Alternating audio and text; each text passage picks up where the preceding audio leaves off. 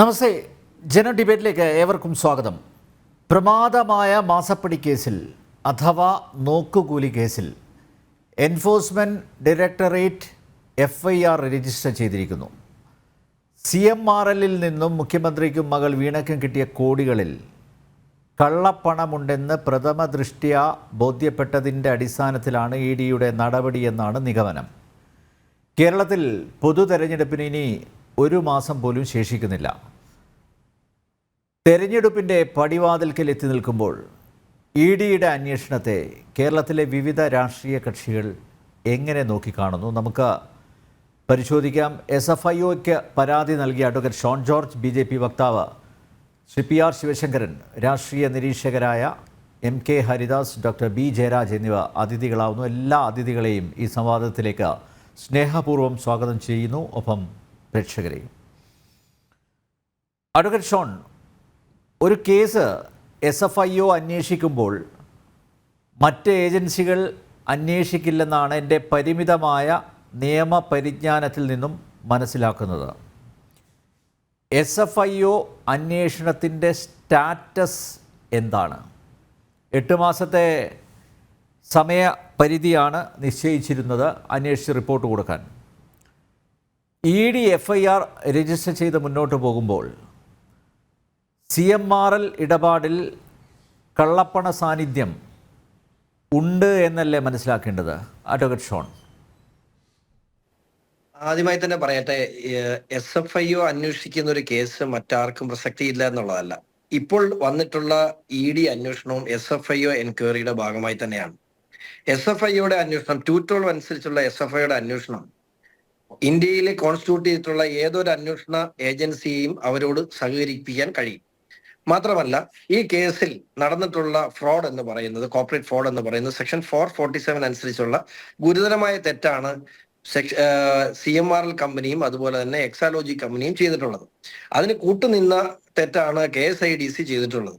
Section 447 അനുസരിച്ച് charge കൊടുക്കണമെങ്കിൽ തീർച്ചയായിട്ടും അന്വേഷണം, അതിന്റെ ചാർജ് സബ്മിറ്റ് ചെയ്യേണ്ടത് തീർച്ചയായിട്ടും ED ആണ്, എൻഫോഴ്സ്മെന്റ് ഡയറക്ടറേറ്റ് ആണ്. കാരണം PMLA അനുസരിച്ച് ഒരു കേസ് അന്വേഷണത്തിലേക്ക് നീങ്ങണമെന്നുണ്ടെങ്കിൽ തീർച്ചയായിട്ടും അത് ആ നടപടികൾ സ്വീകരിക്കേണ്ടത് ED ആണ്.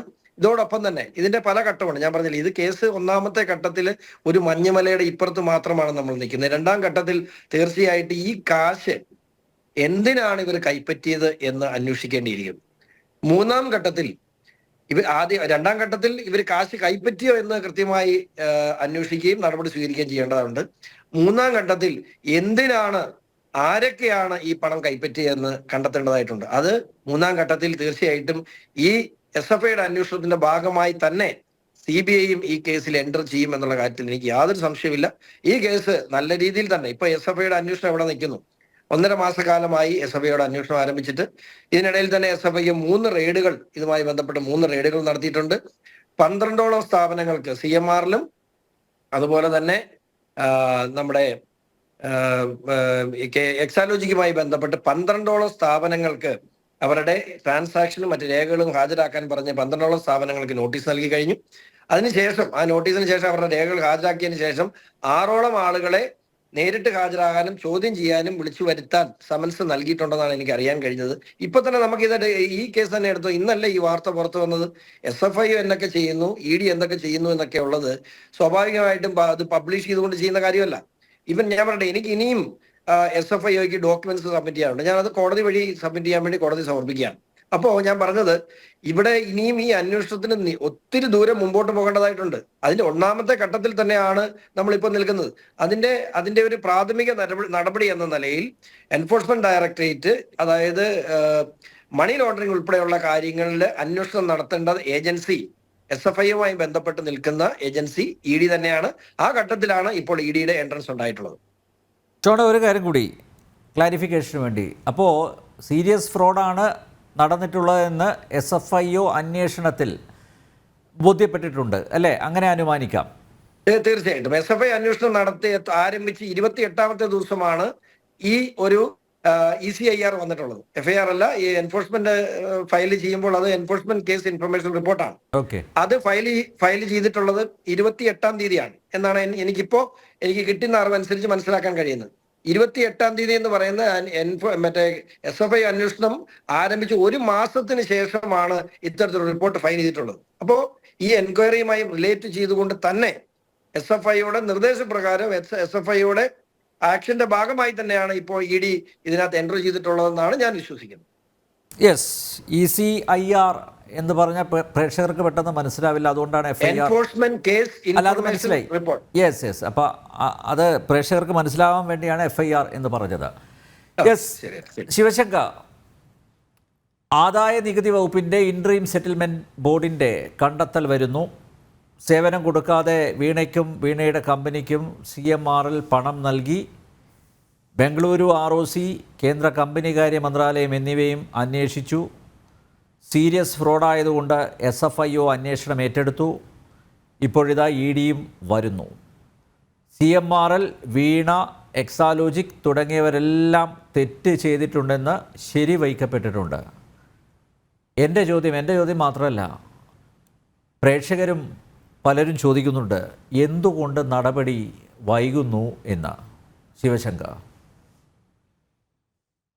അനിൽ, ഈ കുറ്റകൃത്യം അല്ലെങ്കിൽ ഈ മാസപ്പടി കേസിന്റെ ഓരോരോ ഭാഗങ്ങൾ അല്ലെങ്കിൽ ഇതിന്റെ കേസ് തുടങ്ങിയ തൊട്ടുള്ള കാര്യങ്ങൾ നമ്മൾ പരിശോധിച്ചാൽ ഈ കേസ് അല്ലെങ്കിൽ ഈ നിയമവ്യവസ്ഥകൾ കൃത്യമായി നിയമം അനുസരിച്ചിട്ടുള്ള ഓരോ നടപടിക്രമങ്ങളും അനുസരിച്ചിട്ടാണ് അല്ലെങ്കിൽ തീർത്തിട്ടാണ് പോണത് എന്ന് ഏത് വ്യക്തിക്കും, നിയമം അറിയാത്ത ആളുകൾക്ക് പോലും മനസ്സിലാകും. ഒന്ന്, ഇവിടെ ഒരു ഇൻകം ടാക്സിന്റെ റെയ്ഡ് ഉണ്ടാകുന്നു. ആ ഇൻകം ടാക്സ് റെയ്ഡിന്റെ ഭാഗമായിട്ടുള്ള ഇൻകം ടാക്സ് ഒരു അപ്പലേറ്റ് ട്രിബ്യൂണലിന്റെ സെറ്റിൽമെന്റ് ഉണ്ടാകുന്നു. ആ സെറ്റിൽമെന്റിൽ ഇത് പൂർണ്ണമായും തട്ടിപ്പാണെന്ന് മനസ്സിലാക്കുന്നു. ഇത് ഇത്തരത്തിലുള്ള പണം പോയിട്ടുണ്ടെന്ന് മനസ്സിലാക്കുന്നു. അതിനുശേഷം ആ പണം പോയതിനെ കുറിച്ചിട്ടുള്ള അന്വേഷണം വരുന്നു.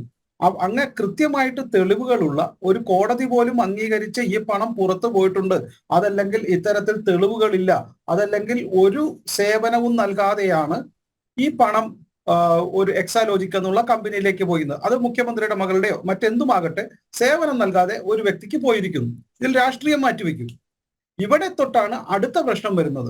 ഇതിനെ ഒരു കമ്പനി കാര്യം, അതായത് ഒരു സംസ്ഥാനത്തെ അല്ലെങ്കിൽ ഇന്ത്യയിൽ രജിസ്റ്റർ ചെയ്ത ഒരു കമ്പനി ഒരു സേവനവും നൽകാതെ മറ്റൊരു കമ്പനിയിൽ നിന്ന് നിരന്തരമായി 1,72,00,000 രൂപ കൈപ്പറ്റി എന്നുള്ള കണക്ക് വരുമ്പോൾ അത് കമ്പനി കാര്യാലയത്തിന്റെ അന്വേഷണത്തിൽ വരുന്നു. എനിക്ക് മനസ്സിലാകാത്തത്, അല്ലെങ്കിൽ ഞാൻ കൂടുതൽ പ്രശ്നങ്ങൾ ഉണ്ട് എന്ന് ചിന്തിക്കുന്നത്, ഇത് ഒരു 1,72,00,000 രൂപയുടെ കള്ളപ്പണമോ അല്ലെങ്കിൽ ഇത്തരത്തിലുള്ള മാസപ്പടിയോ ആണെങ്കിൽ ഞാൻ വിശ്വസിക്കുന്നില്ല അതിനെ SFIOന്റെ ഒരു അന്വേഷണം വരുമെന്ന്. ഒരുപക്ഷെ എന്നേക്കാൾ നന്നായിട്ട് അത് ശ്രീ ഷോൺ ജോർജിന് അത് പറയാൻ സാധിച്ചേക്കും. ഈ രാജ്യത്തെ കള്ളപ്പണ കേസിന്റെയോ അല്ലെങ്കിൽ 1 കോടിയുടെയോ 10 കോടിയുടെയോ 100 കോടിയുടെ പോലും SFIO അന്വേഷണമായിട്ട് ഞാൻ കേട്ടിട്ടില്ല. അപ്പൊ ഞാൻ മനസ്സിലാക്കുന്നത് ഈ എക്സാലോജിക്കോ CMRLോ മാത്രമല്ല, എക്സാലോജിക്കലി CMRന്റെ 1,72,00,000 എന്നുള്ള വെട്ടിപ്പിന്റെ കാര്യങ്ങൾ മാത്രമല്ല ഈ അന്വേഷണത്തിന്റെ ഭാഗമായി പലപ്പോഴും വന്നിട്ടുള്ളത്. അത് ഇപ്പോ കമ്പനി കാര്യം അന്വേഷിച്ചപ്പോൾ, കമ്പനിയുടെ ഭാഗത്തു നിന്നുള്ള ഗവൺമെന്റ് അന്വേഷിച്ചപ്പോൾ, ROC അന്വേഷിച്ചപ്പോഴാണ് കൂടുതൽ ഗഹനമായ, കൂടുതൽ ഇടപെടലുകൾ വരേണ്ട, കൂടുതൽ പണത്തിന്റെ ഒരു ഇടപെടലുകൾ അല്ലെങ്കിൽ വരവ് ചെലവ് ഈ എക്സാലോജിക്കിൽ ഉണ്ട് എന്ന് മനസ്സിലാക്കിയപ്പോഴാണ് SFIO വരുന്നത്. അല്ലെങ്കിൽ ഷോൺ ജോർജിന്റെ കയ്യിൽ അവർ നൽകിയ രേഖകളിൽ ഇതിൽ കൂടുതൽ എക്സാലോജിക്കിന്റെ ഓരോ ട്രാൻസാക്ഷനിലും ഇതിലും കൂടുതൽ പണമിടപാടുകൾ നടന്നു കാണണം. അങ്ങനെയാണ് SFIO വരുന്നത്. SFIO വന്നതിന് ശേഷം ഈ പണമിടപാടുകൾ ഒരുപക്ഷെ ഇന്ത്യയിൽ നിന്ന് മാത്രമല്ല, ഞാൻ മനസ്സിലാക്കുന്നത് എക്സാലോജിക് കമ്പനിക്ക് സിംഗപ്പൂരും അതുപോലെ തന്നെ മറ്റ് പല വിദേശ രാജ്യങ്ങളിലും, ഞാനത് പറയാത്തതാണ് കാരണം അത് എനിക്ക് കൃത്യമാണോ എന്ന് അറിയില്ല, ഏതായാലും പല വിദേശ രാജ്യങ്ങളിലും ഇതേ കമ്പനിക്ക് അക്കൗണ്ട് ഉണ്ട് എന്ന് വരികയും ആ കമ്പനിയുടെ അക്കൗണ്ടിലേക്ക് വിദേശത്ത് നിന്ന് പണം എല്ലാ നിയമ ഇടപാടുകൾക്ക് എല്ലാം അതീതമായി, ഫെമയ്ക്കെല്ലാം അതീതമായി അല്ലെങ്കിൽ ഇന്ത്യയിലെ നിയമങ്ങൾ തെറ്റിച്ചുകൊണ്ട് പണം വരികയോ അതല്ലെങ്കിൽ വലിയ രീതിയിലുള്ള ഡിവിഡന്റ് മറ്റ് വിദേശ കമ്പനികളിൽ നിന്ന് വരികയോ ചെയ്തിട്ടുണ്ട്. ഇത് സൂചിപ്പിക്കുന്നത് എക്സാലോജിക് എന്ന കമ്പനിയുടെ ഉടമസ്ഥന് വിദേശത്തുള്ള ചില വലിയ കമ്പനികളിൽ വലിയ ഇൻവെസ്റ്റ്മെന്റ് ഉണ്ട്, ഷെയർ ഹോൾഡിംഗ് ഉണ്ട്, അവിടെ നിന്നുള്ള ലാഭം നിരന്തരം വന്നിട്ടുണ്ട്. ഇതെല്ലാമാണ് SFIOന്റെ ഭാഗമായിട്ടുള്ള അന്വേഷണത്തിൽ നിന്ന് പുറത്തു വന്നതായിട്ട് ഞാൻ മനസ്സിലാക്കുന്നത്. അങ്ങനെ വരുമ്പോൾ ആ പണം എങ്ങനെയാണ് ഇന്ത്യയിൽ വെളുപ്പിച്ചത്, അല്ലെങ്കിൽ അങ്ങനെ PMLA അക്കൗണ്ടിൽ വരുന്നത്, ആ കേസിന്റെ ഫേമിലേക്ക്, ഡൊമൈനിലേക്ക് വരുന്നത്. അപ്പൊ ഇന്ത്യയിലേക്ക് കണക്കില്ലാതെ വിദേശത്തു നിന്ന് പണം വരികയും ആ പണം ഇത്തരത്തിലുള്ള IT കമ്പനികൾ തെറ്റായ രീതിയിലുള്ള ഇൻവോയ്സ് എല്ലാം വെച്ചുകൊണ്ട് കണക്കിൽപ്പെടാത്ത അത് വരുമാനവും അതിന്റെ ലാഭവുമായി കാണിച്ചുകൊണ്ട് ഇന്ത്യയിൽ ചെലവാക്കിയിട്ടുണ്ടോ, അല്ലെങ്കിൽ ഇത് ഒരു കണക്കും വെക്കാതെ ഇന്ത്യയിൽ കൊണ്ടുവന്നിട്ടുണ്ടോ? അങ്ങനെയെങ്കിൽ അത് അന്വേഷിക്കേണ്ടത് SFIO അല്ല, ED ആണ്. കാരണം they are expertise in the PMLA. ഈ മണി ലോണ്ടറിംഗിന്റെ കേസ് അന്വേഷിക്കേണ്ടതും അതിലെ എക്സ്പെർട്ടൈസും ED ആണ്. മറ്റവർ ഫ്രോഡ്, അതായത് തെറ്റായ രീതിയിൽ ഇവിടുത്തെ സർക്കാരുകളെയോ അല്ലെങ്കിൽ മറ്റ് കമ്പനികളെയോ തെറ്റിദ്ധരിപ്പിച്ചുകൊണ്ടോ മിസ്യൂസ് ചെയ്തുകൊണ്ടോ പണം ഉണ്ടാക്കിയിട്ടുണ്ടോ എന്നുള്ള അന്വേഷണം വരെ SFIO നടത്തുന്നു. ആ പണം എങ്ങനെയാണ് ഉപയോഗിച്ചതെന്നും അത് PMLA ആക്ടിൽ വരുമോ എന്നും അത്തരത്തിലുള്ള മണി ലോണ്ടറിംഗ് നടന്നിട്ടുണ്ടോ എന്നുമാണ് അത് വെളുപ്പിക്കാനായി ടാക്സ് അടയ്ക്കുകയും മറ്റു രീതിയിലുള്ള പ്രവർത്തനം നടന്നിട്ടുണ്ടോ എന്നുമാണ് ED അന്വേഷിക്കുന്നത്. അപ്പൊ ഞാൻ മനസ്സിലാക്കുന്നത് ഓരോ ഘട്ടത്തിലും കൃത്യമായി അന്വേഷിക്കേണ്ട ഏജൻസി, അതിന് ഉത്തരവാദിത്തപ്പെട്ട ഏജൻസി അന്വേഷിക്കുകയും അന്വേഷണം കൃത്യമായ രീതിയിൽ നിയമത്തിന്റെ എല്ലാ ബാധ്യതകളും എല്ലാ അതിർവരമ്പുകൾക്കും ഉള്ളിൽ നിന്നുകൊണ്ട് അന്വേഷണം കൃത്യമായി പോകുന്നു എന്നാണ് ഞാൻ മനസ്സിലാക്കുന്നത്. ഇത് ഒരു പണ്ടാര ബോക്സ് തുറന്നതുപോലെയായിപ്പോയി. CMR എല്ലാം അതിന്റെ ഒരു മഞ്ഞുമലയുടെ ഒരു ഭാഗം മാത്രമാണ്. 1,72,00,000 ഇവിടെ പ്രശ്നം. ഞാൻ മനസ്സിലാക്കുന്നത് 100 കണക്കിന് കോടി രൂപയുടെ വരുമാനം മുഴുവൻ വെളുപ്പിക്കുവാൻ ഉപയോഗിച്ച ഷെൽ കമ്പനികളിൽ ഒന്ന് മാത്രമാണ് എക്സാലോജിക് എന്നും ഇത്തരത്തിലുള്ള പല എക്സാലോജിക്കുകളും ഇതിന്റെ ഭാഗമായി ഉണ്ട് എന്നും അന്വേഷണത്തിൽ ഇത്തരത്തിലുള്ള എക്സാലോജിക്കുകളിലേക്കും വിദേശ പണമിടപാടുകളിലേക്കും വിദേശത്തുള്ള വലിയ അക്കൗണ്ടുകളിൽ സൂക്ഷിക്കുന്ന പല ബാങ്ക് അക്കൗണ്ടിലേക്കും അന്വേഷണം എത്തിയിരിക്കുന്നു. ഈ പണമെല്ലാം പല പല അക്കൗണ്ടിൽ, എക്സാലോജിക് മാത്രമാവണമെന്നില്ല. അന്വേഷണം ഇപ്പോൾ ഷോൺ സൂചിപ്പിച്ചതുപോലെ 12ഓ 20ഓ കമ്പനികളിലേക്ക് പോയി എന്നാണ് ഞാൻ അറിയുന്നത്. പല കമ്പനികളും ഷെൽ കമ്പനികളാണ്, പലതും പൂട്ടിയിരിക്കുന്നു, അയച്ച പല സമൻസുകളും തിരിച്ചു വന്നിരിക്കുന്നു ആളില്ലാതെ. ഇത്തരത്തിലുള്ള പല കാര്യങ്ങളും നമ്മൾ കേൾക്കുന്നുണ്ട്, വാർത്തകൾ. ചിലത് തെറ്റാകാം, ചിലത് ശരിയാകാം. പക്ഷേ സൂചിപ്പിക്കുന്നത് ഇത് CMRലും അല്ലെങ്കിൽ എക്സാലോജിക്കും മാത്രമായിട്ടുള്ള ഒരു കേസായി ചുരുക്കരുത്. 1. 2, ഇത് വെറും മാസപ്പടി മാത്രമായിട്ടുള്ള 1,72,00,000 കണക്കുകളല്ല. 3, ഇത് വലിയ രീതിയിലുള്ള രാജ്യസുരക്ഷയെ വരെ ബാധിക്കുന്ന രീതിയിൽ, ഇപ്പൊ നമുക്കറിയാം ആം ആദ്മി പാർട്ടിക്കൊക്കെ ഒരു 140 കോടി രൂപയോളം വിദേശത്ത് നിന്ന് വരുന്നു. ഇപ്പോഴാണ് അത് സിക് ഫോർ ജസ്റ്റിസ് എന്ന ഒരാളുടേതാണ് എന്ന് കൃത്യമായി തെളിവ് വരുന്നത്. ഇത്തരത്തിൽ ഈ വിദേശ പണമിടപാടുകൾക്കും വിദേശ ചാര സംഘടനകളുമായി ബന്ധമുണ്ടോ എന്ന് വരെ അന്വേഷിക്കേണ്ടിയിരിക്കുന്നു. അത്തരത്തിലുള്ള പല സ്റ്റേറ്റ്മെന്റും ഇവിടെ നടന്നിട്ടുണ്ട് എന്നുള്ളത് കൊണ്ടും ഇത്തരം ആളുകളുടെ കമ്പനിയുടെ ഓണർഷിപ്പ്, അതല്ലെങ്കിൽ അതിന്റെ ഓണർഷിപ്പിന് ബന്ധമുള്ള ആളുകൾ ഭരണത്തിലെ വലിയ ആളുകളായ കാരണം ഭരണകൂടത്തിന്റെ ഭാഗമായിട്ടുള്ള ആളുകളുടെ സ്റ്റേറ്റ്മെന്റ് പോലും ഈ രാജ്യത്തിന്റെ നിലനിൽപ്പിനെയും ഈ രാജ്യത്തിന്റെ സുരക്ഷയെയും ഈ രാജ്യത്തിലെ ജനങ്ങളുടെ ഐക്യത്തെയും ബാധിക്കുന്ന തരത്തിലുള്ള സ്റ്റേറ്റ്മെന്റുകൾ വന്നത് വിദേശ ഇടപെടലിന്റെ ഭാഗമാണോ എന്നും അന്വേഷിക്കേണ്ടത് കേന്ദ്രത്തിലെ ഏജൻസിയുടെ ചുമതലയാണ്. അത് അവരുടെ ധാർമ്മികമായ ചുമതലയാണ്, അത് നടത്തുക തന്നെ വേണം. അതിലേക്കുള്ള ചുവടാണ് ഇതെന്ന് ഞാൻ വിശ്വസിക്കുന്നു. അതുകൊണ്ട് ഇത് വെറും CMRL മാസപ്പടി പ്രശ്നമല്ല. ഇത് ഷോൺ സൂചിപ്പിച്ചതുപോലെ ഇത് വലിയ ഒരു നെറ്റ്വർക്ക്, ഈ ഇന്ത്യയിലേക്ക് വരുന്ന വിദേശ പണത്തിന്റെയും അതുപോലെ തന്നെ അത്തരത്തിൽ ഈ കേരളത്തിലെ ചില തീവ്രവാദ സംഘടനകളിലേക്കും ഈ പണം പോയോ എന്ന് അന്വേഷിക്കേണ്ട രീതിയിലേക്കാണ് പോയിരിക്കുന്നത്. ഇത് ഏതായാലും ചെറിയ ഇടപാടല്ല എന്ന് ഉറപ്പാണ്. അതുകൊണ്ടാണ് SFIO വന്നത്, അതുകൊണ്ടാണ് ഈ PMLA കേസ് രജിസ്റ്റർ ചെയ്തത്, അതുകൊണ്ടാണ് ഈ അന്വേഷണത്തിന് ഇത്രയേറെ തലങ്ങളും മേഖലകളും ഉണ്ടാകുന്നത് എന്ന് ഞാൻ വിശ്വസിക്കുന്നു. യെസ്, അപ്പോൾ ഇതിനെ ചെറിയൊരു ക്യാൻവാസിൽ കണ്ടാൽ പോരാ, വലിയൊരു ക്യാൻവാസിൽ ഇതിനെ കാണേണ്ടിയിരിക്കുന്നു. വളരെ കൃത്യമായിട്ട് പറഞ്ഞു ശ്രീ ശിവശങ്കർ താങ്കൾ. അതായത് പലരും കരുതിയിരിക്കുന്നത് ഇത് 1,72,00,000 ഒരു നോക്കുകൂലി, അതിനെന്തിനാണ് സീരിയസ് ഫ്രോഡ് ഇൻവെസ്റ്റിഗേഷൻ ഓഫീസ് അന്വേഷണവുമായി രംഗത്ത് വരുന്നത് എന്ന് പലരും സംശയിച്ചിരുന്നു. നേരത്തെ ഷോൺ തന്നെ പറഞ്ഞിട്ടുണ്ട്, തൃക്കുന്നപ്പുഴയിൽ നിന്ന് മാത്രം 4,000 കോടി രൂപയുടെ കരിമണൽ, 40,000 എത്ര 40 പൂജ്യം കുറഞ്ഞു പോയി. യെസ്, 40,000 കോടി രൂപയുടെ കരിമണൽ. കേട്ട് പരിചയമില്ലാത്ത എണ്ണ കാരണമാണ് അനിൽ നമ്മുടെ മനസ്സിലേക്ക് കയറാത്തത്. അതെ അതെ അതെ അതെ അതെ, ഇതൊക്കെ കേൾക്കുമ്പോൾ തല ചുറ്റുകയാണ് ശിവശങ്കർ. അത് ഇലുമിനേറ്റ് എന്ന് പറയുന്ന ഘടകം അല്ലെങ്കിൽ മിനറൽ ആണ് എടുത്തിട്ടുള്ളതെങ്കിലാണ്. അവിടെ എന്റെ വിശ്വാസം അനുസരിച്ച് യുറേനിയം ഉൾപ്പെടെയുള്ള കണ്ടന്റുകൾ ആ മണലിലുണ്ട് എന്നാണ് കണക്കാക്കപ്പെടുന്നത്. അങ്ങനെയാണെങ്കിൽ ഈ തുക ഇതൊന്നും ആയിരിക്കില്ല. ഇലുമിനേറ്റ് ഇപ്പോൾ നമ്മൾ അവിടെ ഉണ്ട് എന്ന് വിശ്വസിക്കുന്ന നമുക്ക് ബോധ്യമുള്ള മിനറലായി ഇലുമിനേറ്റ് എടുത്താലുള്ള തുകയാണ് ഞാൻ പറഞ്ഞ 40,000 കോടി രൂപ. ബാക്കി ഇനി പഠിക്കേണ്ടിയിരിക്കുന്നു, ആ കാര്യങ്ങൾ പഠിച്ചുകൊണ്ടിരിക്കുന്നു. യെസ്, അല്ല, അപ്രോക്സിമേറ്റ്ലി. ഒരു കാര്യം ഷോണോട് ഞാൻ ചോദിച്ചോട്ടെ, ആ. ഇലിമിനേറ്റ് അല്ലെങ്കിൽ അതിനപ്പം ഒരു ഡയറക്റ്റ് തീവ്രവാദ ബന്ധവും കൂടി അദ്ദേഹം പ്രതീക്ഷിക്കുന്നുണ്ടോ, ഒരു കാണുന്നുണ്ടോ? കാരണം ആറ്റോമിക് എനർജിയുമായി ബന്ധപ്പെട്ട് ആറ്റോമിക് മിനറൽസ് ഡീല് ചെയ്യാനുള്ള അവകാശം കേന്ദ്ര സർക്കാരിന് മാത്രമാണ്, കേന്ദ്ര പൊതുമേഖലാ സ്ഥാപനങ്ങൾക്ക് മാത്രമാണ്. ആറ്റോമിക് എനർജി ഡീല് ചെയ്യുമ്പോൾ ആറ്റോമിക് മിനറൽസിനെ ഷിഫ്റ്റ് ചെയ്യണമെങ്കിൽ പോലും കേന്ദ്രത്തിൽ കൃത്യമായി, ഈ രാജ്യത്തിന് അതിന്റെ കൃത്യമായ നിയമമുണ്ട്. അതെല്ലാം കാറ്റിൽ പറത്തിക്കൊണ്ടാണ് കഴിഞ്ഞ 5 വർഷക്കാലം ഇത് ഡീൽ ചെയ്തിട്ടുള്ളത്. അവിടെയുള്ള മിനറൽസ്, അവിടുന്ന് 5 സ്ഥലങ്ങളിൽ നിന്ന് മിനറൽ പരിശോധനയ്ക്ക് പോയിട്ടുണ്ട്. അതിന്റെ റിസൾട്ട് വരുമ്പോൾ അറിയാം എന്തൊക്കെയാണ് ഇതുവരെ നടന്നിട്ടുള്ളത് എന്ന്. അതുകൊണ്ട് ഇതിന് ഏത് തലം വരെ ഉണ്ടെന്ന് പോലും നമുക്ക് പറയാൻ കഴിയും. ഞാൻ ഇടയ്ക്കിടയ്ക്ക് പറയാറില്ലേ, എന്നെ ഏതെങ്കിലും അതിൽ അപായപ്പെടുത്തിയാൽ ഇത് കേസ് നടത്താൻ ഞാൻ 5 പേരെ ചുമതലപ്പെടുത്തിയിട്ടുണ്ടെന്ന് പറയുന്നത് അതുകൊണ്ടാണ്. ഇത് ഈ അന്വേഷണം കഴിഞ്ഞിട്ട് ഈ മിനറൽസിന്റെ ഒക്കെ ഡീറ്റെയിൽസ് പുറത്തു വന്നാൽ ഇതിന്റെ അവസ്ഥ, ഈ കേസിന്റെ അവസ്ഥ തന്നെ മറ്റൊരു തരത്തിലായിരിക്കും. ഇപ്പൊ സാർ സൂചിപ്പിച്ച പോലെ ഇപ്പൊ 12ഓളം കമ്പനികൾ എന്ന് പറഞ്ഞിട്ടുണ്ട്. ഈ 12 കമ്പനികളിൽ നിന്ന് പണം വന്നിട്ടുണ്ടെങ്കിൽ പല കമ്പനികൾക്കും ഇവര് പൈസ അങ്ങോട്ട് കൊടുത്തിട്ട് അവിടുന്ന് ട്രാൻസ്ഫർ ചെയ്താകാനും മാർഗമുണ്ട് ഇതിനകത്ത്. ഇപ്പൊ ഞാൻ പറഞ്ഞു, വിദേശത്തെ കാര്യം സൂചിപ്പിച്ചു. വിദേശത്ത് ഞാൻ കൃത്യമായി പറയുന്നില്ല, ഒരു അക്കൗണ്ടിൽ മാത്രം ഞാൻ ആ ഡീറ്റെയിൽസ് ഇഡിക്ക് സമർപ്പിച്ചിട്ടുണ്ട്. ആ ഒരൊറ്റ അക്കൗണ്ടിൽ മാത്രം 2016 ശേഷം ആ അക്കൗണ്ട് ക്ലോസ് ചെയ്ത 2019 വരെ ആവറേജ് ബാലൻസ്, സാറേ നമ്മുടെ ഈ SB അക്കൗണ്ടിലൊക്കെ സാധാരണ നമ്മൾ സൂക്ഷിക്കില്ലേ, ഏതെങ്കിലും വഴിക്ക് പോയാൽ ഒരു ATM നമുക്കൊരു കയ്യിൽ കാശ് തീർന്നു പോയാൽ നമുക്കൊന്ന് ഒരു കരുതൽ എന്ന നിലയിൽ സാധാരണ നമ്മൾ SB അക്കൗണ്ടിൽ ഒരു 10,000 രൂപ വരെ നമ്മളൊക്കെ സൂക്ഷിക്കാറുണ്ട്. അതുപോലെ തന്നെ മിനിമം ബാലൻസ് പലപ്പോഴും നമ്മുടെയൊക്കെ മാർച്ച് മാസത്തിൽ ഇന്ന് എനിക്ക് 118 രൂപ എന്റെ ഒരു അക്കൗണ്ടിൽ നിന്ന് പോയി. കാരണം മിനിമം ബാലൻസ് സൂക്ഷിക്കാത്തത് കൊണ്ട് ഇന്ന് എന്റെ അക്കൗണ്ടിൽ നിന്ന് 118 രൂപ പോയി. അപ്പൊ അങ്ങനെ, അതെ. അപ്പൊ അങ്ങനെ എന്റെ അക്കൗണ്ടിൽ നിന്ന് 118 രൂപ പോയെങ്കിൽ വീണ വിജയന്റെ എക്സാലോജി കമ്പനിയുടെ ആ രാജ്യത്തെ ആ അക്കൗണ്ടിൽ 2016 മുതൽ 19 വരെ മിനിമം ബാലൻസ് 10 കോടി രൂപയ്ക്ക് മുകളിലായിരുന്നു. അപ്പോ ഇവിടെ മുണ്ട് മുറുക്കിയെടുത്ത് സിന്ദാബാദ് വിളിക്കുന്ന സഹാക്കള് ഒന്ന് ചിന്തിക്കണം. ആർക്ക് വേണ്ടിയാണ്?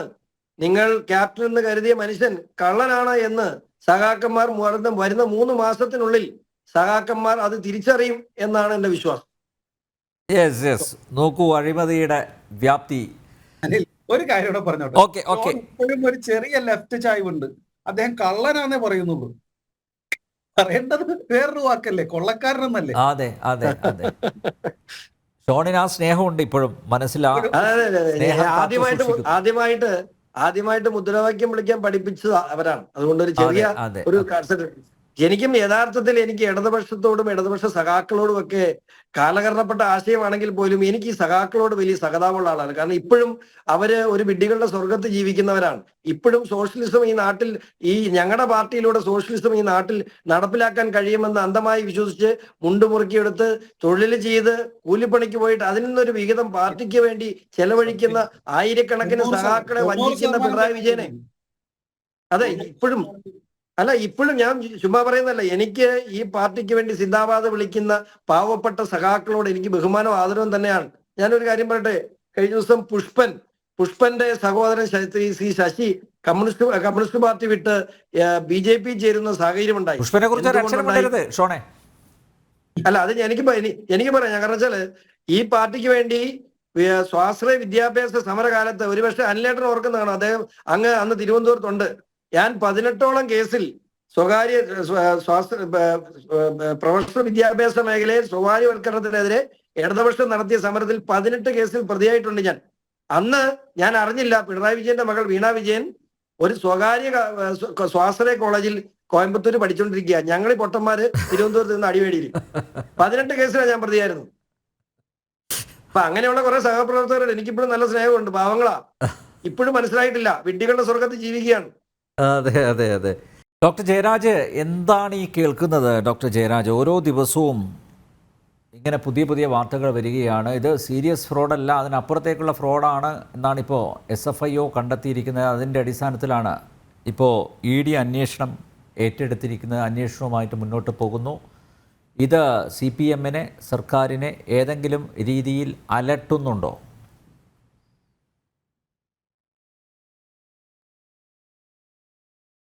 ഞാനിത് വളരെ രസകരമായിട്ട് ഈ ചർച്ച ഇത്ര നേരം കേട്ടോണ്ടെന്നായിരുന്നു. ഞാൻ എൻ്റെ ഊഴം കാത്തിരുന്നതൊന്നുമല്ല, എന്തൊക്കെ പറയും എവിടം വരെ പറഞ്ഞൊപ്പിക്കും എന്നൊക്കെ ഒന്ന് അറിയണമല്ലോ. അപ്പോൾ അതിന് വേണ്ടിയിട്ട് പറഞ്ഞ എന്താണ്, ന്യൂക്ലിയർ ഫ്യുവൽ, മലപ്പുറം കത്തി, പിന്നെന്തൊക്കെ ഉണ്ട്, പിന്നെ ഇലിമിനേറ്റ് മാത്രമല്ല വേറെ ഏതാണ്ട് കുഴിച്ചെടുത്ത്, രാജ്യസുരക്ഷ, ഷെൽ കമ്പനി. കൊള്ളാം, നല്ല രസമുണ്ട്. ഇതാണ് ശരിക്കും വിഡ്ഢികളുടെ സ്വർഗം എന്ന് പറയുന്നത്. ഇത്തരത്തിലുള്ള സ്വപ്നം കാണൽ, പാരനോയിഡ് ഡിലൂഷൻസ് എന്നൊക്കെ നമ്മളുടെ ഭാഷയിൽ പറയും. അപ്പോൾ അതവിടെ നിൽക്കട്ടെ, അതവരുടെ രാഷ്ട്രീയപരമായിട്ട്. പക്ഷേ ഞാനിപ്പോൾ ഒരു ഇംഗ്ലീഷ് ചാനലിലെ ചർച്ച കഴിഞ്ഞിട്ടാണ് ഇവിടെ വന്നിരിക്കുന്നത്. അപ്പോൾ അവർ തന്നെ സാധാരണ ഒരു പ്രോ BJP ആയിട്ടുള്ള ചാനലാണ്. അവർ അതിൻ്റെ ടൈറ്റിൽ കൊടുത്തിരുന്നത് അൺടൈംലി എന്നാണ്. ഈ അന്വേഷണങ്ങൾ നടക്കട്ടെ, അന്വേഷണത്തിന് ആരും എതിർക്കുന്നില്ല. SFIOയോ EDയോ CBIയോ ആരൊക്കെ വേണമെങ്കിലും എന്ത് അന്വേഷണം വേണമെങ്കിലും നടത്തട്ടെ, അതിനകത്തൊന്നും ഒരു പ്രശ്നമില്ല. കണ്ടുപിടിക്കുന്നവർ കണ്ടുപിടിക്കട്ടെ, തെറ്റ് ചെയ്തവൻ തെറ്റുകാരനാണെങ്കിൽ അവരെ ജയിലിലടയ്ക്കട്ടെ, അതിന് വേണ്ടുന്ന ശിക്ഷാവിധികൾ നടപ്പിലാക്കട്ടെ, അതിനൊന്നും ആരും എതിർക്കുന്നൊന്നുമില്ല. പക്ഷേ ഇത് തിരഞ്ഞെടുപ്പ് പ്രഖ്യാപിച്ചതിന് ശേഷമാണ് ഈ പെട്ടെന്നുണ്ടായൊരു നടപടിയാണ്. കഴിഞ്ഞ ഒരു വർഷമായിട്ട് ഇത് അന്വേഷിച്ചുകൊണ്ടിരിക്കുകയാണ്. SFIO അന്വേഷണത്തിനെക്കുറിച്ച് മുമ്പ് ഈ ചാനലിൽ ഒരു ചർച്ച നടത്തിയപ്പോൾ ഞാൻ പറഞ്ഞത് ഈ 1.72 crores ആണ് ഇപ്പം ഇലക്ട്രൽ ബോണ്ടിൻ്റെ 6000 ശിഷ്ടം അവിടെ കിടക്കുന്നു, കോൺഗ്രസ് വാങ്ങിയ ഒരു 1600 കോടി വേറെ കിടക്കുന്നു. അപ്പോൾ ഇതെല്ലാം തിരിച്ചു കൊടുക്കാനായിട്ട് കോടതി ഉത്തരവിട്ടിരിക്കുകയാണ്. അപ്പോൾ അങ്ങനെ ഒരു സാഹചര്യത്തിൽ ഇതിനെ മറയ്ക്കാൻ വേണ്ടിയിട്ടാണോ പുകമറ സൃഷ്ടിക്കാൻ? എന്തായാലും ജന്തർ മന്ദറിൽ വെച്ചിട്ട് നടന്ന റാലിയിൽ എനിക്ക് തോന്നുന്നു കെജ്രിവാൾ പറഞ്ഞൊരു സ്റ്റേറ്റ്മെൻ്റ് ഉണ്ട്, first I'm going to go, next it is going to be Kerala CM എന്ന് അന്ന് ആ റാലിയിൽ പറഞ്ഞിട്ടുണ്ടായിരുന്നു. അതുപോലെയൊക്കെയാണ് ഏകദേശം കാര്യങ്ങളൊക്കെ പോകുന്നത്. കാര്യം ഇതുവരെ 400 സീറ്റിന് മേളിൽ കിട്ടും എന്ന് പറഞ്ഞുകൊണ്ടിരുന്ന BJP ഇപ്പോൾ സ്മൃതി ഇറാനിയായിട്ടുള്ള ഒരു ഇൻ്റർവ്യൂ ഞാൻ കണ്ടപ്പോൾ അവർ പറയുന്നത് 320 എന്നാണ്. ആ ഒരു ഡിജിറ്റിലേക്കൊക്കെ എത്തി. അതിൻ്റെ അർത്ഥം എന്ന് വെച്ച് കഴിഞ്ഞാൽ കാൽച്ചുവട്ടിൽ നിന്ന് മണ്ണൊലിച്ചു പോകുന്നത് വളരെ അധികം പേടിയുണ്ട്. ആ പേടിയിൽ നിന്ന്, അമ്പരപ്പിൽ നിന്നുമാണ് ഇത്തരം അന്വേഷണങ്ങൾ. അത് കേരളത്തിൽ മാത്രമല്ല, പ്രതിപക്ഷ കക്ഷികൾ ഭരിക്കുന്ന എല്ലാ സ്ഥലങ്ങളിലും അന്വേഷണങ്ങൾ നടത്താറുണ്ട്. ഡൽഹി ആയിക്കോട്ടെ, പഞ്ചാബ് ആയിക്കോട്ടെ, ഹരിയാന ആയിക്കോട്ടെ, തമിഴ്നാട് ആയിക്കോട്ടെ. കർണാടക തിരഞ്ഞെടുപ്പിന് മുമ്പ് നമ്മൾ കണ്ടതാണല്ലോ DK ശിവകുമാറിനെ ഏതെല്ലാം രീതിയിൽ ഫ്രെയിം ചെയ്തു. ഇപ്പോൾ കാർത്തി ചിദംബരത്തിൻ്റെ പേരിലുള്ള ഒരു കേസ് എന്ന് പറയുന്നത് ചൈന ചാരന്മാർക്കെന്തോ, ചൈനക്കാർക്ക് എന്തോ പാസ്പോർട്ട് എടുക്കാൻ സഹായിച്ചെന്നോ വിസ എടുക്കാൻ സഹായിച്ചെന്നോ അങ്ങനെ എന്തോ ഒരു വിഷയത്തിൽ ഫ്ലിംസി ഗ്രൗണ്ട്സ് ആണ്. രാഹുൽ ഗാന്ധിയെ എന്തിനാണ് 2 വർഷത്തോളം ശിക്ഷിക്കത്തക്ക രീതിയിൽ ഒരു വിധി പുറപ്പെടുവിച്ചത് ഒരു പ്രസംഗത്തിൻ്റെ പേരിൽ? അങ്ങനെ വെറും ഫ്ലിംസി ഗ്രൗണ്ട്സിൽ ഒരിക്കലും സ്റ്റാൻഡ് ചെയ്യാത്ത കാര്യങ്ങളുടെ പേരിൽ എല്ലാവരെയും വേട്ടയാടുന്നൊന്നും ഞാൻ പറയത്തില്ല. അത് അവരുടെ പൊളിറ്റിക്കൽ ഗെയിൻസിന് വേണ്ടിയിട്ടായിരിക്കും, അല്ലെങ്കിൽ ഫ്രിഞ്ച് പൊളിറ്റിക്കൽ ബെനിഫിറ്റ്സിന് വേണ്ടിയിട്ടായിരിക്കും ഇത്തരം കാര്യങ്ങളൊക്കെ ചെയ്യുന്നത്. അപ്പോൾ ഈ കേസ് കൊടുത്തവരും കേസ് അന്വേഷണം നടത്തുന്നവരെയൊക്കെ അന്വേഷണം നടത്തട്ടെ. ഇതല്ല, ഇതിനപ്പുറത്ത് വേറെ എന്തെങ്കിലും ഷെൽ കമ്പനി ഉണ്ടോ, അല്ലെങ്കിൽ ഇനി സെയിൻറ്റ് കിറ്റ്സിലോ പണ്ട് നരസിംഹറാവ് VP സിംഗിനെതിരെ കൊണ്ടുവന്നണക്കുള്ള ഒരു ആരോപണം ഉണ്ടല്ലോ, സെയിൻറ്റ് കിറ്റ്സ് ഐലൻഡ്സ് എന്ന് പറഞ്ഞു, ബോഫോഴ്സ് കത്തിയുന്ന സമയത്ത്. അതുപോലെ കെയ്മൻ ഐലൻഡ്സിലോ വേറെ ഏതെങ്കിലും പസഫിക് ദ്വീപ സമൂഹങ്ങളിലോ ഏതെങ്കിലും ഷെൽ കമ്പനി അക്കൗണ്ടുകളിലോ ആർക്കെങ്കിലും ഒക്കെ അക്കൗണ്ട് ഉണ്ടെങ്കിൽ അതൊക്കെ ട്രാൻസ്പെറൻ്റ് ആയിട്ട് വരട്ടെ. It should be transparent. എല്ലാ അന്വേഷണങ്ങളും സുതാര്യമായിരിക്കണം. അല്ലാതെ ഒരു പുകമറ സൃഷ്ടിക്കുക, ഒരു ഇലക്ഷൻ ഉണ്ടാകുന്ന അതിന് വേണ്ടിയിട്ട്, അതിൻ്റെ ഒരു താല്പര്യത്തിന് വേണ്ടിയിട്ട് മാത്രം അവസാനിപ്പിക്കരുത്. ഇത് കണ്ടിന്യൂ ചെയ്യണം. സ്വർണ്ണക്കടത്തിൻ്റെ കാര്യത്തിനെക്കുറിച്ച് പ്രധാനമന്ത്രി വരെ ഇവിടെ വന്ന് പ്രസംഗിച്ചിട്ട് പോയതാണ്, ഏത് ഓഫീസിൽ നിന്നാണെന്നൊക്കെ പറഞ്ഞ് വെല്ലുവിളിച്ചിട്ട് പോയിട്ട് എന്നാ പിന്നെ പറയാത്തത്? അല്ല, അതിലെന്താ തെറ്റ്? നിർത്തുക എന്നുള്ളതല്ലാതെ മുഖ്യമന്ത്രിയുടെ പ്രിൻസിപ്പൽ സെക്രട്ടറി ശിവശങ്കർ അല്ലേ ജയിലിൽ കിടന്നത്? പ്രധാനമന്ത്രി ഓഫീസാണെന്ന് പറഞ്ഞൂടെ? അല്ല, പ്രധാനമന്ത്രി ഒരു ഓഫീസിനെ കുറിച്ച് പറയുകയാണെങ്കിൽ പ്രധാനമന്ത്രി അനാരോഗ്യത്തിന്റെ അടിസ്ഥാനത്തിലാണ് അദ്ദേഹം ഇപ്പൊ ജയിലിന് പുറത്ത് കഴിയുന്നത്. അറിയോ താങ്കൾക്ക്? അപ്പൊ പ്രധാനമന്ത്രി പറഞ്ഞല്ലോ, എന്താ തെറ്റ്? സ്വർണ്ണക്കടത്ത് മുഖ്യമന്ത്രിയുടെ ഓഫീസിന് ബന്ധമുണ്ട്. എന്താ അനാരോഗ്യം? പ്രൂവ്ഡ് അല്ലേ? ഞാൻ അറിഞ്ഞിട്ടില്ല എന്ത് അനാരോഗ്യമാണെന്ന്. ഏത് അനാരോഗ്യമാണ്? ശിവശങ്കറുടെ നമ്മൾ ഇതിനേക്കാൾ സായിബാബ സീറ്റിൽ നിന്ന് എണീക്കാൻ പോലും പറ്റാത്ത വ്യക്തിയാണ് UAPA ചുമത്തി പിടിച്ച് ജയിലിനകത്ത് ഇട്ടിരിക്കുന്നത്. എന്നിട്ട് ഇപ്പോഴാണ് ഇറങ്ങിയത്. എത്രയോ വർഷങ്ങൾക്ക് ശേഷം ഭാര്യയായിട്ട് സംസാരിക്കാൻ പറ്റിയത്. തെലുങ്കിൽ സംസാരിച്ചുകൂടാ, കാര്യം അവരുടെ ഭാഷയിൽ സംസാരിച്ചുകൂടാ, ഇംഗ്ലീഷിൽ സംസാരിക്കണം, ഇംഗ്ലീഷ് ഭാര്യയ്ക്ക് അറിയത്തില്ല, ഭാര്യയായിട്ട് കമ്മ്യൂണിക്കേറ്റ് ചെയ്യാൻ വേണ്ടിയിട്ട്. അങ്ങനെ ഒരുപാട് പേരെ UAPA ചുമത്തി അകത്തിട്ടിട്ടുണ്ട്. എൻ്റെ ഏറ്റവും അടുത്ത സുഹൃത്തുക്കളെ പലരെയും ഇതേപോലെ അർബൻ നക്സൽസ് എന്ന് പറഞ്ഞ് പിടിച്ച്, എൻ്റെ കൂടെ പഠിച്ചിരുന്ന പല ആളുകളെയും പിടിച്ച് അകത്തിട്ടിട്ടുണ്ട്. അപ്പോൾ ഇവരെല്ലാം കുടുംബമായിട്ടൊക്കെ ഒരു കമ്മ്യൂണിക്കേഷനും ഇല്ലാതെ അകത്ത് കിടക്കുന്നുണ്ട്. അങ്ങനെ ഈ വിചാരണ കൂടാതെ അകത്ത് കിടക്കുന്ന തടവുകാരന്മാരുടെ കാര്യം വേറെ.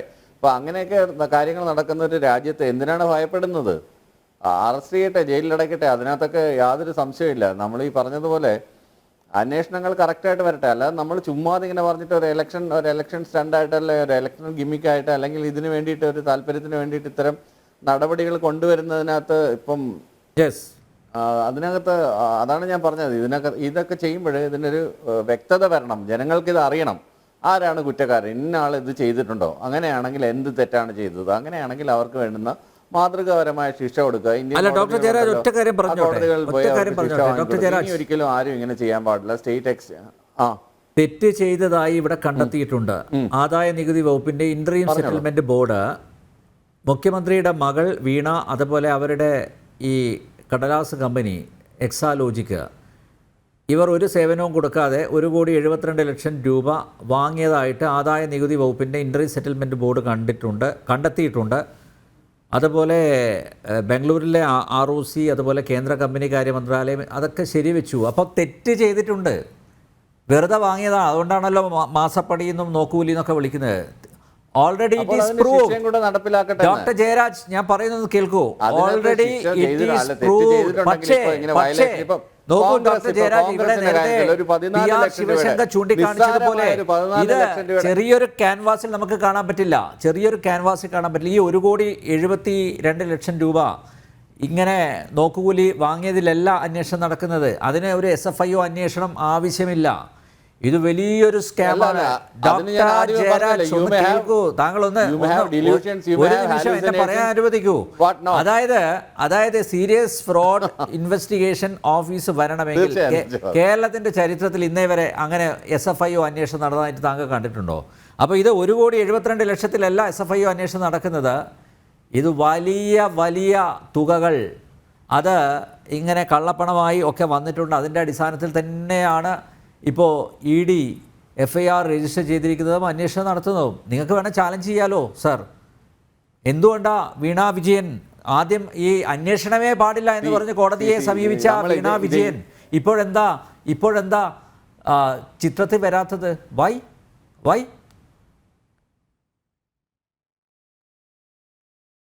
ആദ്യം തൊട്ടേ അവർ ചിത്രത്തിലൊന്നും വരുന്നില്ല, അതവിടെ നിൽക്കട്ടെ. അതല്ലല്ലോ ഞാൻ പറഞ്ഞത് ഇവിടെ ഇതേ ഫ്ലോറിൽ ഇരുന്നുകൊണ്ട് ഞാൻ സംസാരിച്ചപ്പോൾ ഞാൻ പറഞ്ഞു ഈ 1.72 crores വേണ്ടിയിട്ടാണോ ഇത്ര വലിയ സീരിയസ് ഫ്രോഡ് ഇൻവെസ്റ്റിഗേഷൻ ഏജൻസി എന്ന് ചോദിച്ചപ്പോൾ പറഞ്ഞു 1.75 crore എന്ന് പറയുന്നത് വളരെ ചെറിയ തുകയാണോ, അതൊരു വലിയ തുകയല്ലേ, എന്തുകൊണ്ട് സീരിയസ് ഫ്രോഡ് ഇൻവെസ്റ്റിഗേഷൻ ഓഫീസിന് അത് അന്വേഷിച്ചുകൂടാ എന്നൊക്കെ മറു ചോദ്യങ്ങളോടാണ് എന്നെ നേരിട്ടത്. ഇപ്പോൾ അതിനേക്കാളും വലിയ 10 മടങ്ങുണ്ട്, അതിൻ്റെ ഇരട്ടിയുണ്ട്. പിന്നെ ED അന്വേഷിക്കുന്നു, CBI അന്വേഷിക്കുന്നു, വേറെ എന്തെങ്കിലും റോ വരട്ടെ. ഇപ്പോൾ ഇത് ദേശീയ സുരക്ഷയെ ബാധിക്കുന്ന കാര്യമാണെങ്കിൽ മറ്റേ ഇൻ്റലിജൻസ് ഏജൻസികളൊക്കെ ഉണ്ടല്ലോ. പിന്നെ അന്താരാഷ്ട്ര ചാര സംഘടനകളുമായിട്ട് ബന്ധമുണ്ടോ, തീവ്രവാദ പ്രവർത്തനങ്ങളുമായിട്ട് ബന്ധമല്ല, ഏതെല്ലാം മാനങ്ങളുണ്ട്. അതാണ് ബിഗ് ക്യാൻവാസ് എന്ന് പറഞ്ഞാൽ എനിക്ക് ഭയങ്കരമായിട്ട് ഇഷ്ടപ്പെട്ടു. കാര്യം ഒരു മനുഷ്യനെ ഫാൻറ്റസൈസ് ചെയ്യാമല്ലോ, ഏതെല്ലാം രീതി വേണമെങ്കിലും ഫാൻറ്റസൈസ് ചെയ്യാം. ഒരു വലിയ ക്യാൻവാസിൽ വരയ്ക്കാം, ചെറിയ ക്യാൻവാസിൽ വരയ്ക്കാം, ചിലപ്പോൾ കാർട്ടൂൺ വരയ്ക്കാം. അതൊക്കെ അയാളുടെ മാനസികാവസ്ഥ അടിസ്ഥാനപ്പെടുത്തിയിരിക്കും, അല്ലെങ്കിൽ അയാളുടെ ആഗ്രഹങ്ങളും വിംസ് ആൻഡ് ഫാൻസീസ് എന്ന് പറയും, വിംസ് ആൻഡ് ഫാൻസീസ് അടിസ്ഥാനപ്പെടുത്തിയിരിക്കും. അങ്ങനെ നമുക്ക് എങ്ങനെ വേണമെങ്കിലും ഇമാജിൻ ചെയ്യാം. But come to the point, if one is culprit, ഒരാൾ കൾപ്രിറ്റ് ആണെങ്കിൽ അയാളെ ശിക്ഷിക്കൂ, ധൈര്യമുണ്ടെങ്കിൽ നടപടിയെടുക്കൂ. അതിന് അൺടൈംലി ആണ്, ഈ സമയത്തല്ല അത് ചെയ്യേണ്ടുന്നത്. ഒരു ഇലക്ഷൻ ഡിക്ലെയർ ചെയ്ത് കഴിഞ്ഞതിന് ശേഷമല്ല ഇത് ചെയ്യേണ്ടുന്നത്. അൺടൈംലി ആയിട്ടുള്ള ആക്ഷൻസിന് ഇത് ഇലക്ഷനകത്ത് ഇതിന്റെ റിപ്പർസ്കഷൻസ് ഉണ്ടാവും എന്നുള്ള അറിയാത്തതൊന്നും അല്ലല്ലോ. അപ്പൊ സ്വന്തം കാൽച്ചുവട്ടില്ല മണ്ണൊലിച്ചു പോകുന്നെന്ന് മനസ്സിലാക്കിക്കൊണ്ട് ചെയ്യുന്ന ഒരു പ്രവൃത്തിയായിട്ടാണ് ഇതിനെ എനിക്ക് സാധാരണ ജനങ്ങൾ ഇതിനെ കാണത്തുള്ളൂ എന്ന് എനിക്ക് തോന്നുന്നു. ഓക്കെ ശ്രീ ഹരിദാസ്, ഇത് പുകമറ സൃഷ്ടിക്കാൻ ഉള്ള ഒരു പുതിയൊരു എപ്പിസോഡാണ് ഇപ്പോൾ EDയുടെ ഭാഗത്തുനിന്ന് ഉണ്ടായിരിക്കുന്നത്. മാത്രമല്ല ഇതൊരു പൊളിറ്റിക്കൽ സ്റ്റണ്ടാണ്. പ്രത്യേകിച്ച് ഈ പൊതു തെരഞ്ഞെടുപ്പ് പ്രഖ്യാപിച്ചതിൻ്റെ ആ പശ്ചാത്തലത്തിൽ അതിശക്തനായിട്ടുള്ള പിണറായി വിജയനെ താറടിച്ച് കാണിക്കാൻ, അദ്ദേഹത്തിൻ്റെ കുടുംബത്തെ അധിക്ഷേപിക്കാൻ വേണ്ടി ED മെനഞ്ഞ ഒരു കഥയായി മാത്രമേ ജയരാജനെ പോലുള്ള ഇടതുപക്ഷത്തെ സ്നേഹിക്കുന്നവർ, സഹയാത്രികർ ഇപ്പോഴും അങ്ങനെയാണ് കരുതുന്നത്.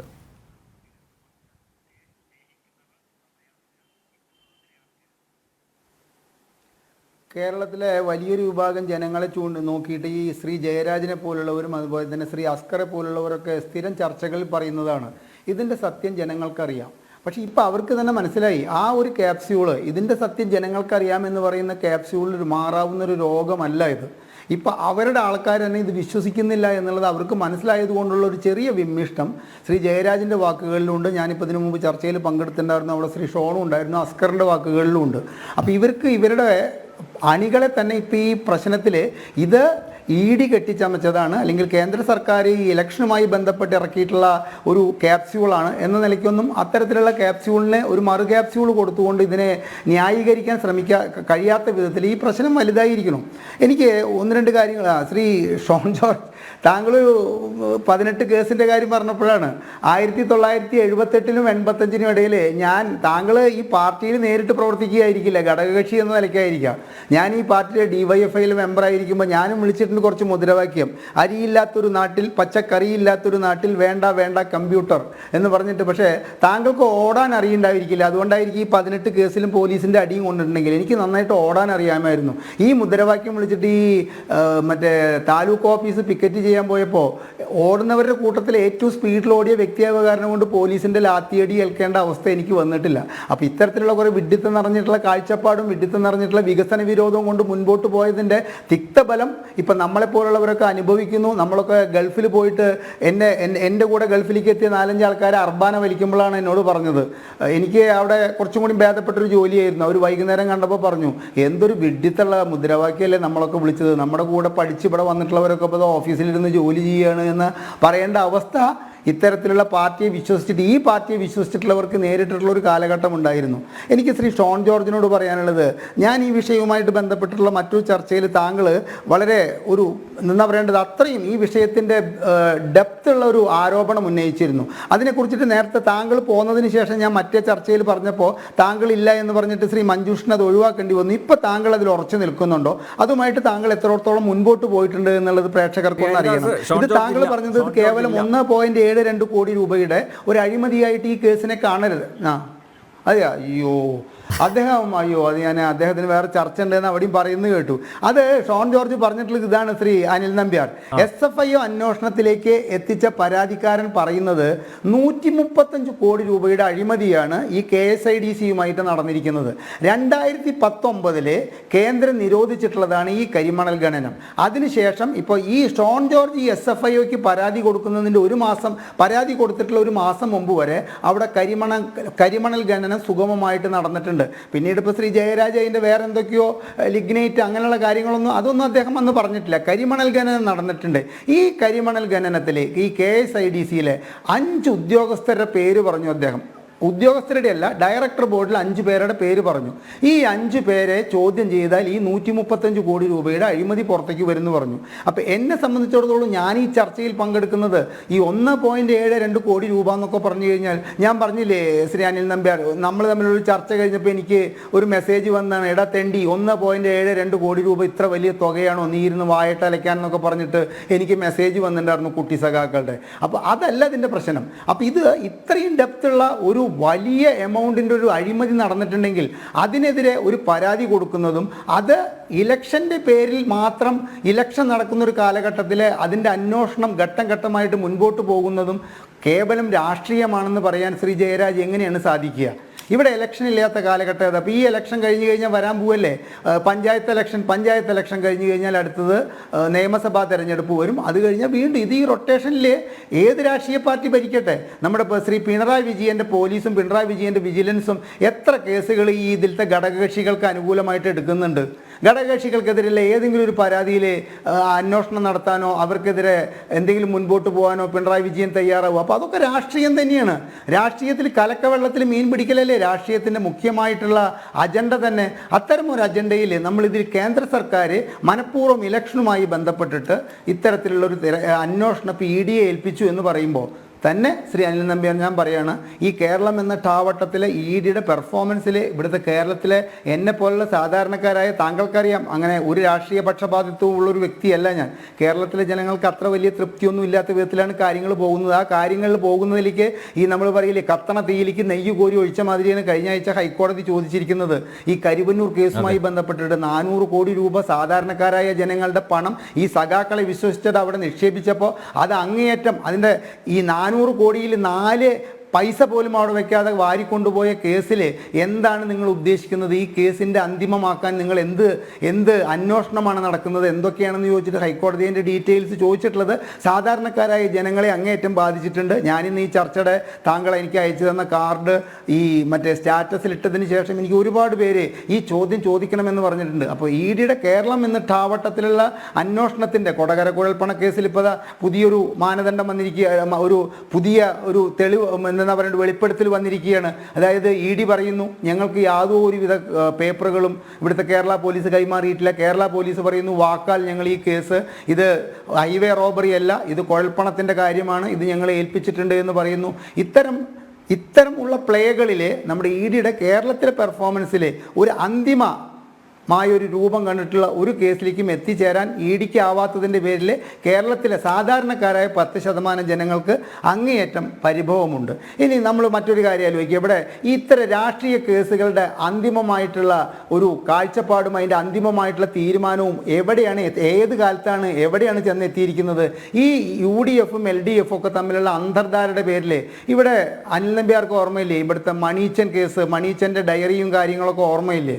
അതായത് ആ മാസപ്പടി കേസിൽ ഈ നമ്മുടെ കടകംപള്ളി സുരേന്ദ്രനും ഭാർഗവി തങ്കപ്പൻ്റെ ഒക്കെ പേര് വെണ്ടയ്ക്ക അക്ഷരത്തിൽ സ്വർണ്ണ ലിപികളാൽ എഴുതി വെച്ചിട്ടുള്ളതാണ് അദ്ദേഹത്തിൻ്റെ കയ്യിൽ നിന്ന് പൈസ മേടിച്ചു എന്നുള്ള കാര്യത്തിൽ. ആ കേസ് നമ്മുടെ സിബി മാത്യു എന്ന് പറയുന്ന സത്യസന്ധനായ ഉദ്യോഗസ്ഥൻ അന്വേഷിച്ചിട്ട് മുൻപോട്ട് പോയിട്ട് ആ കേസ് എന്തായി, ആ ഡയറി തന്നെ ആവിയായിട്ട് പോയില്ലേ? ആ കേസിലത്തെ ഒരു മാസപ്പടി മേടിച്ചു എന്ന് പറയുന്ന കടകംപള്ളി സുരേന്ദ്രൻ നമ്മളെ 5 വർഷം മന്ത്രിയായിട്ട് ഭരിച്ചിട്ടുള്ളതാണ്. അപ്പോൾ ജനങ്ങൾ നിരാശപ്പെടാതിരിക്കുമോ അനിൽ നമ്പ്യാർ? മാസപ്പടി കേസിൽ മാസപ്പടി വാങ്ങി എന്ന് പറയുന്ന ഒരു വ്യക്തി 5 വർഷം കേരളത്തിൽ നമ്മളെ ഭരിച്ചിരിക്കുകയാണ്. ആ ഭാർഗവി തങ്കപ്പൻ ഇവിടെ സ്പീക്കറായിരിക്കുകയാണ്, ഡെപ്യൂട്ടി സ്പീക്കറായിട്ട് ഇവിടെ നമ്മുടെ ജനാധിപത്യത്തിലെ ഒരു വലിയ പദവിയിൽ ഇരുന്നിരിക്കുകയാണ്. അപ്പോൾ ഇനി അത് പോട്ടെ, ശ്രീ അച്യുതാനന്ദൻ അദ്ദേഹത്തിൻ്റെ മകനെതിരെയുള്ള ഒരു ആരോപണം, അതായത് 7 ലക്ഷം രൂപ അദ്ദേഹത്തിന് വേണ്ടിയിട്ട്, അച്യുതാനന്ദന് വേണ്ടിയിട്ട് അരുൺകുമാർ എന്ന് പറയുന്ന അദ്ദേഹത്തിൻ്റെ മകൻ ചന്ദന മാഫിയയിൽ നിന്നും കൈക്കൂലിയായിട്ട് മേടിച്ചു.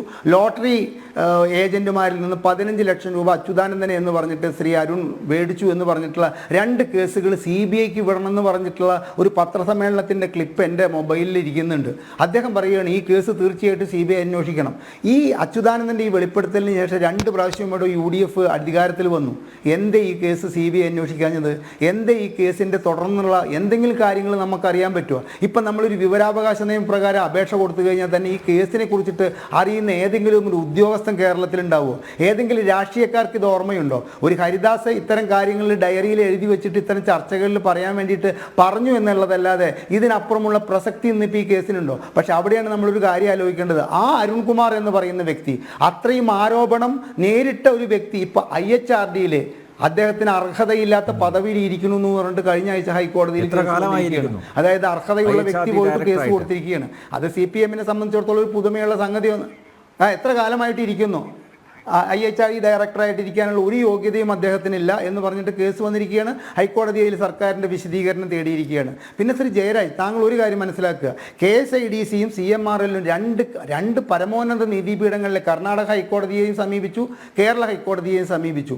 ഒരുവിധ പ്രാഥമിക തെളിവുകളും ഇല്ലെങ്കിൽ ഈ കേസന്വേഷണത്തിന് ഒരു സ്റ്റേ ഇടാൻ ഈ 2 കോടതികൾക്ക് എന്തുകൊണ്ടായില്ല?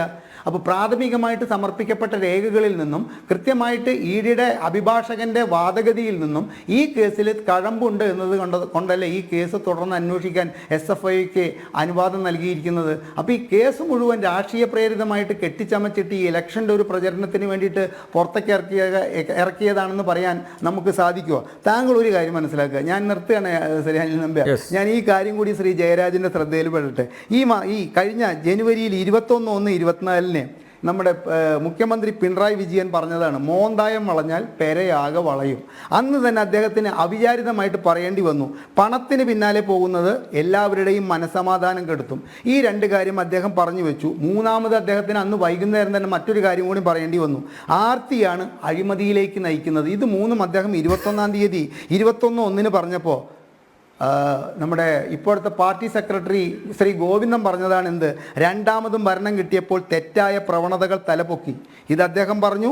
അത് കഴിഞ്ഞിട്ട് അദ്ദേഹത്തിന് പറയേണ്ടി വന്നു, ഞാനാണ് യഥാർത്ഥ കമ്മ്യൂണിസ്റ്റ് എന്ന അഹങ്കാരം ഓരോ കമ്മ്യൂണിസ്റ്റുകാരനിലും ഉള്ളതാണ് ഇന്നത്തെ ഏറ്റവും പാർട്ടി നേരിടുന്ന പ്രശ്നമെന്നും പറഞ്ഞു. ഈ പറഞ്ഞ ഇത് ഞാനല്ല പറഞ്ഞിരിക്കുന്നത്. ഒന്ന് ശ്രീ മുഖ്യമന്ത്രി പിണറായി വിജയൻ പറഞ്ഞതാണ്, മറ്റേത് ശ്രീ ഗോവിന്ദൻ പറഞ്ഞിട്ടുള്ളതാണ്. ഈ പറഞ്ഞ കാര്യങ്ങളല്ലേ ഇന്ന് പാർട്ടിക്ക് ഏറ്റിട്ടുള്ള ഏറ്റവും വലിയ അപച്യുതികൾ. ഇത് പാർട്ടിക്കേറ്റ അപച്യുതി നമ്മൾ പറയില്ലേ, എനിക്ക് അറം എന്ന് പറയുന്ന കാര്യത്തിലൊന്നും എനിക്ക് വിശ്വാസമില്ലെങ്കിലും ഒരു പഴഞ്ചൊല്ല് എന്നുള്ള നിലയ്ക്ക് ഞാൻ ആലോചിക്കുകയാണ്.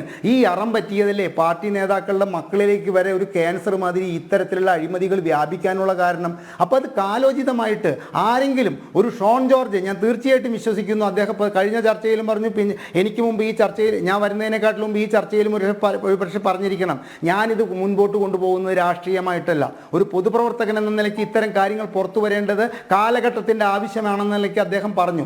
ഞാൻ അത് ഏത് നിലയ്ക്ക് എടുക്കട്ടെ, അദ്ദേഹം രാഷ്ട്രീയമായിട്ടാണെങ്കിൽ പോലും ഒരു ഷോൺ ജോർജിനെ പോലുള്ളൊരു വ്യക്തി ഇത്തരം കാര്യങ്ങളുടെ തെളിവുമായിട്ട് കോടതിയിൽ പോയിട്ട് ഇത്തരം അന്വേഷണങ്ങൾക്ക് വേണ്ടിയിട്ട് ഇത് നിയോഗിക്കപ്പെട്ടിട്ടില്ലെങ്കിൽ നാളെ ഇതൊക്കെ തേഞ്ഞു മാഞ്ഞു മൂടിപ്പോയാൽ എന്ത് സന്ദേശമാണ് ഇനി രാഷ്ട്രീയത്തിലേക്ക് വരുന്നവർക്ക് നമുക്ക് നൽകാനുള്ളത്? സിദ്ധാർത്ഥനെ പോലെ പഠിച്ച് നന്നായി ജോലി ചെയ്യുന്ന കുട്ടിയെ തല്ലിക്കൊല്ലാൻ പറയാൻ വേണ്ടിയിട്ടോ? അപ്പോൾ ഇതൊന്നുമല്ല നമ്മൾ ഇത്തരത്തിലുള്ള കേസുകളൊക്കെ അന്വേഷിക്കണം. കേസുകളുടെ സത്യസ്ഥിതി പുറത്തു വരാൻ വേണ്ടിയിട്ട് അതിനെ സ്വാഗതം ചെയ്യണം. അതിന് സ്വാഗതം നിങ്ങൾ ചെയ്തിട്ടുണ്ട്. പക്ഷേ അതിനുശേഷമുള്ള ഇത്തരത്തിലുള്ള ന്യായീകരണങ്ങൾ അങ്ങേയറ്റം അരോചകമായിട്ട് തോന്നുന്നുണ്ട്. പിണറായി വിശുദ്ധനാണ് എന്ന് ഇപ്പോഴും വിശ്വസിക്കുന്ന പാർട്ടി അണികൾ, ഡോക്ടർ ജയരാജനെ പോലുള്ള ഇടതുപക്ഷ സഹയാത്രികർ, അപ്പോൾ അവർക്ക് അങ്ങനെയല്ലേ പറയാൻ പറ്റൂ ശ്രീ ഹരിദാസ്?